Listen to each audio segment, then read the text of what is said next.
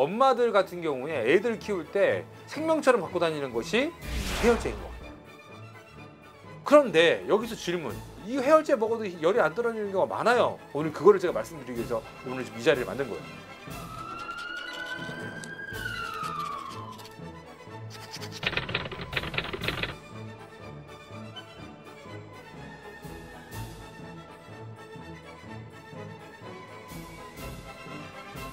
이렇게 열이 날 때 우리가 엄마들이 가장 무섭게 생각하는 것이 뭐냐면 열 날 때 이거 어떡하지? 폐혈증 되는 거 아니야? 폐렴 되는 거 아니야? 이런 걱정을 많이 하신단 말이에요. 그래서 초기에 제일 많이 먹이는 게 결국은 이 해열제인 것 같아요. 대표로 하는 약이 두 가지가 있어요. 타이레놀, 그다음에 브루펜. 이 두 개가 뭐다? 해열제의 쌍두마차다. 이렇게 보시면 되겠어요. 자, 그러면 이 두 가지 그럼 차이점이 있기 때문에 이름이 다른 거 아니냐? 맞습니다.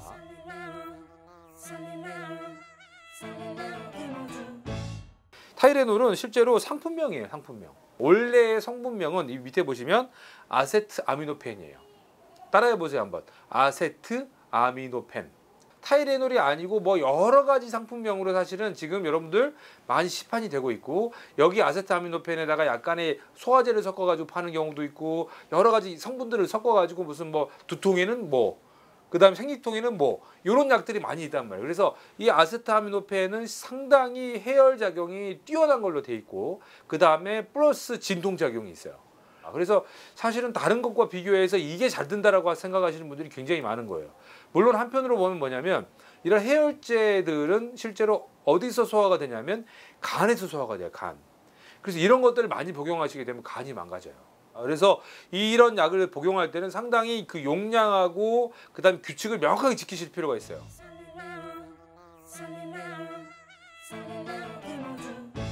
이부프로펜. 이게 뭐예요? 브루펜이에요.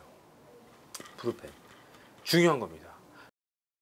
간혹 우리가 이부프로펜 중에 요즘에 무슨 맥시부펜 이런 것들이 있어요. 약간 좀 변형되는 이름들이 있는데 전부 다 뭐다 결국은 전부 다 이부프로펜은 똑같은 성분이에요. 이부프로펜은 해열 진통 작용도 있지만 항염증 작용이 있어요. 항염증 작용이 있어요. 이게 차이점이에요. 그래서 여기에는 항염증 작용이 같이 있기 때문에 염증이 있는 환자들한테 이거를 쓸 수가 있는 거예요. 근데 간혹 선생님 요거 염증 작용이 있다 그래가지고 요걸 처방해 주셨는데 실제로 열이 잘 안 떨어져요 하는 분들이 있어요. 그런 분들은 이거를 이렇게 추천을 받아가지고 무조건 이걸 드시겠다고 하시는 고집하시는 분들이 있는데, 의사가 이걸 처방할 때는 뭔가 이유가 있다고 생각하시면 돼요. 그리고 열이라는 게 우리 몸에서 뭔가 이상한 반응에 대해서 저항하기 위한 움직임이기 때문에 사실은 열이 난다고 해서 열을 무조건 떨어뜨리는 건 답이 아니에요, 사실은. 그런데 예전에 우리 엄마 아빠 세대 또 저희 세대 바로 위까지만 해도 아이들인 경우에는 그 열이 나면서 그걸로 인해서 뇌성마비나 이런 것들을 앓은 경우가 많았기 때문에 이 우리나라 분들이 대부분 이 열에 대해서 굉장히 민감한 것 같아요. 그래서 대부분 그때는 어땠어요? 어떤 이런 약이 없었기 때문에 막 물을 짜가지고 밤새 이마에 올려주고 하셨단 말이에요. 실제로 몸에서 열이 나는 상황에서 갑자기 그냥 되게 막 춥고 막 떨리고 이러는데 갑자기 거기다 미지근한 걸 갖다 댄다. 그리고 너무 또 급한 나머지 차가운 수건을 갖다 댔다. 어때요? 갑자기 경쾌할 수 있어요, 여러분. 그래서 실제로는 이렇게 태피드라고 그래가지고 이렇게 좀 닦아주는 걸 이야기하는데, 수학 학회에서도 이 태피들은 그렇게 추천하고 있는 게 아닙니다, 사실은. 왜냐하면 약 성분이 원체 좋기 때문에 약이 적어도 한 20분에서 30분이 있으면 어떻게 돼요? 효과를 발휘하게 돼요. 그런데 여기서 질문. 아니 응급학과 의사가 돼가지고 이 해열제 먹어도 열이 안 떨어지는 경우가 많아요. 이 해열제 먹어도 열이 안 떨어지는 경우가 많아요. 맞습니다. 오늘 그거를 제가 말씀드리기 위해서 오늘 이 자리를 만든 거예요.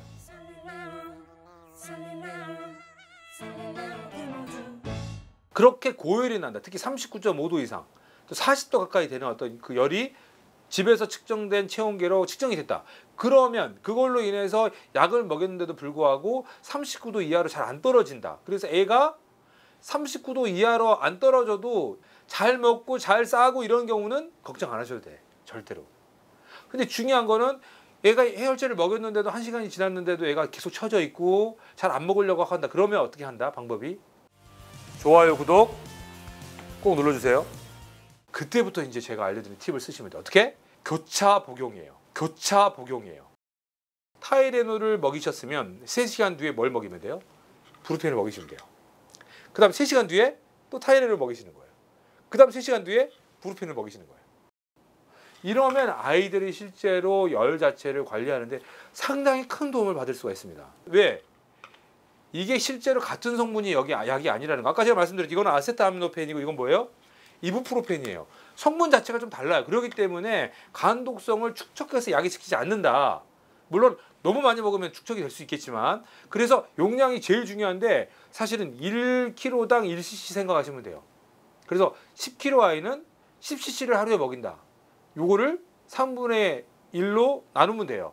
12kg인 경우는 어떻게? 한 번 먹을 때마다 4cc 정도를 먹으면 된다. 물론 이게 용량이 항상 작다라고 그 소아과 협회에서 이야기도 하고 그래요. 그래서 어떤 경우에는 이거를 뭐 5cc를 6cc를 처방하는 병원도 있습니다. 그건 너무 놀라실 건 아니고 의사 처방이 의사의 어떤 성향이나 또는 실제로 문헌에도 조금 용량을 작게 쓴다는 게 발표가 되고 있기 때문에 그런데 교차해서 사용할 경우에는 그냥 뭐다?